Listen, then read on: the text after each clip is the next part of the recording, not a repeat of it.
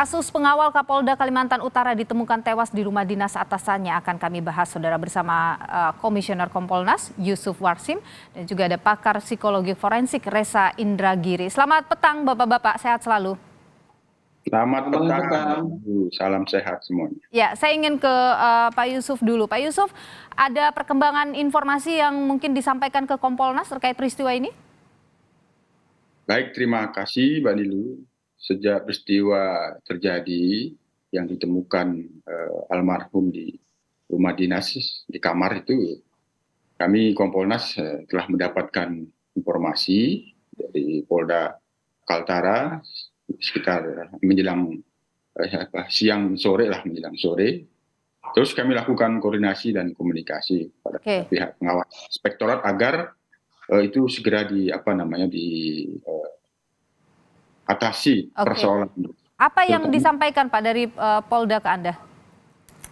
Ya, sebagaimana yang dirilis itu tidak berbeda disampaikan kepada kami bahwa ditemukan almarhum di kamar rumah dinas, ada darah, ada senjata api, seperti itu, dan pada saat itu langsung dilakukan olah TKP. Sementara itu terus kami lakukan koordinasi dan komunikasi, dilakukan penyelidikan gabungan, ada pengawas internal, ada Propam, ada Wasda, penyidik sendiri, dan dari pihak Puskes Polda Kaltara. Kami sendiri mendorong saat itu agar ini responsif kepada pihak keluarga, dijelaskan, dan kami Kompolnas sendiri belum bisa memberikan penilaian. Ini peristiwanya apa, karena ini harus diusut berdasarkan fakta-fakta secara profesional. Takut nanti kumpulkan fakta-faktanya berbeda sehingga publik tidak mendapat. Tapi Pak Yusuf, informasi yang mungkin disampaikan ke Kompolnas soal luka di tubuh Brigadir almarhum ini, di mana posisi lukanya? Ada informasi itu? Ya, itu kan dalam proses otopsi ya. Jadi Kompolnas sendiri tidak bisa berwenang untuk mengemukakan hasil komprehensif hasil otopsi itu sendiri. Harus dijelaskan. Jadi belum dapat informasinya ya Kompolnas ya soal lukanya misalnya? Belum saat ini belum bisa kita jelaskan karena biar yang berwenang pihak otopsi yang akan melakukan itu. Baik, saya ingin Pak Reza. Pak Reza, Anda sendiri bagaimana melihat kasus ini, Pak Reza? Tentu saya berharap bahwa tidak seperti pada kasus Sambo, kasus ini bisa diungkap dengan sejernih mungkin dan tidak memunculkan polemik di kemudian hari. Namun memang ada situasi yang memberikan alasan bagi masyarakat untuk bertanya-tanya. Situasi yang saya maksud adalah berdasarkan pemberitaan media, Brigadir ini meninggal dikabarkan pada hari Jumat jam 13.10 di lingkungan rumah dinas Kapolda Kaltara. Pertanyaan pertama yang muncul adalah bagaimana Polda Kaltara bisa menjelaskan bahwa kurang dari 24 jam kemudian Polda Kaltara sudah menyampaikan ke publik sebuah spekulasi. Ini bukan bunuh diri, melainkan merupakan kelalaian. Betapapun sifatnya spekulasi, tapi sekali lagi masyarakat kemudian bertanya-tanya, sedemikian cepatkah proses investigasi yang dibangun oleh kepolisian sehingga bisa membangun spekulasi bahwa ini merupakan kecelakaan, bukan bunuh diri, bukan pula pembunuhan. Itu pertanyaan pertama. Pertanyaan yang kedua, saya ulangi, situasinya meninggal pada hari Jumat jam 13.10 WITA. Jumat jam 13.10 WITA kita yakini merupakan jam kerja atau jam kantor. Dengan demikian patut kita untuk berasumsi Kapolda Kaltara pada waktu tersebut semestinya tidak berada di rumah dinas, melainkan berada di Mapolda atau di tempat lain yang terkait dengan kerja yang harus dilakukan pada jam kantor tersebut.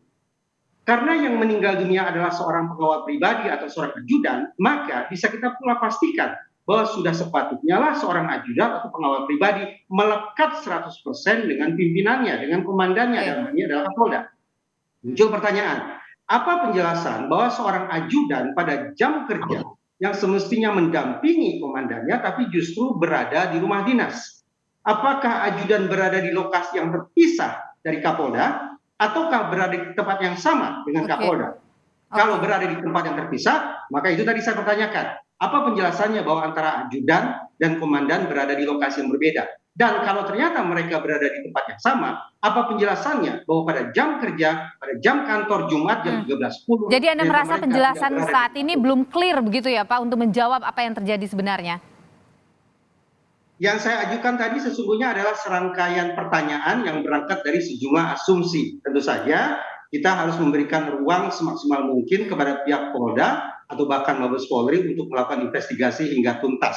Dan menaruh kepercayaan betul bahwa pihak keluarga memiliki sikap, memiliki keinginan atau aspirasi yang patut untuk didengarkan. Oke, saya ingin ke Pak Yusuf. Pak Yusuf, bagaimana kemudian Kompolnas ini akan mengawal kasus ini? Sekali lagi karena ada banyak pertanyaan yang muncul, khawatirnya ada asumsi-asumsi yang berkembang dengan liar begitu, agar kasus ini benar-benar diproses secara on the track begitu. Kami pastikan Kompolnas sementara ini belum bisa memberikan penilaian atas fakta peristiwa tersebut. Nah, ini kita dorong itu dilakukan secara profesional, tidak untuk memberikan satu penjelasan yang spekulatif. Semuanya berdasarkan fakta-fakta. Bagaimana memastikan pengawalan itu bahwa ini akan berjalan on the track dari Kompolnas, Pak? Dari pihak keluarga sendiri kan meminta agar dilakukan otopsi di Semarang, agar pihak keluarga memantaunya lebih mudah. Nah, ini yang kami dorong, tentu ini direspon dan sekarang kan proses itu sudah berjalan, sehingga hasil otopsi ini tentu kita tunggu karena ini diperlukan dari pihak penyidik. Tapi kalau melihat sejauh ini proses penyelidikan yang dilakukan oleh polisi, keterbukaannya misalnya terkait kan banyak yang bertanya juga soal CCTV-nya bagaimana, saat itu seperti apa penjelasan clear-nya, Anda melihat bagaimana? Kami sudah memantau terkait dengan olah TKP, apakah itu ada CCTV, termasuk handphone almarhum, jejak percakapannya sebelum dan terjadinya peristiwa itu semuanya sedang dan sudah dilakukan pemeriksaan dan pendalaman. Maka yang perlu kita dorong ini secepatnya. Tapi sekali lagi hasil otopsi ini tentu sangat penting dari pihak keluarga sendiri minta dilakukan di Semarang. Kami kira sementara kami Kompolnas akan mendorong itu. Oke, tapi soal proses penyidikan yang dilakukan saat ini Anda menilai penyidik sudah terbuka, sudah transparan begitu Pak? Penyelidikan ini kan gabungan, ada Inspektorat Pengawasan Daerah, ada Propam, jadi tentu proses ini sangat diawasi. Kami sedang merencanakan untuk bisa melakukan permintaan klarifikasi langsung. Tapi karena berhubung jenazah tiba di Semarang untuk dilakukan otopsi, barangkali nanti kami akan ke Semarang bisa bertemu dengan keluarga juga sekaligus menyampaikan bela sungkawa. Itu baik. Saya ingin ke Pak Reza. Pak Reza, keluarga kan sudah minta ya otopsi dilakukan di Semarang begitu. Otopsi juga dilakukan nantinya akan di Semarang. Apa yang kemudian paling penting di sini di proses otopsi ini, Pak Reza? Begini, sepertinya masyarakat sampai sekarang masih dihantui buruk penanganan kasus Sambo, di mana saat itu terjadi obstruction of justice, dan apa boleh buat, ada catatan kaki bahwa Kompolnas pun saat itu sempat terpeleset dengan membuat pernyataan yang jauh dari kenyataan. Tentu saja saya membangun optimisme bahwa Kompolnas sekarang akan mengambil langkah lebih jauh, sekaligus tetap bertahan pada sikap kehati-hatian agar kemudian tidak terulang lagi kasus-kasus yang bisa berisiko mencoreng citra positif Polri.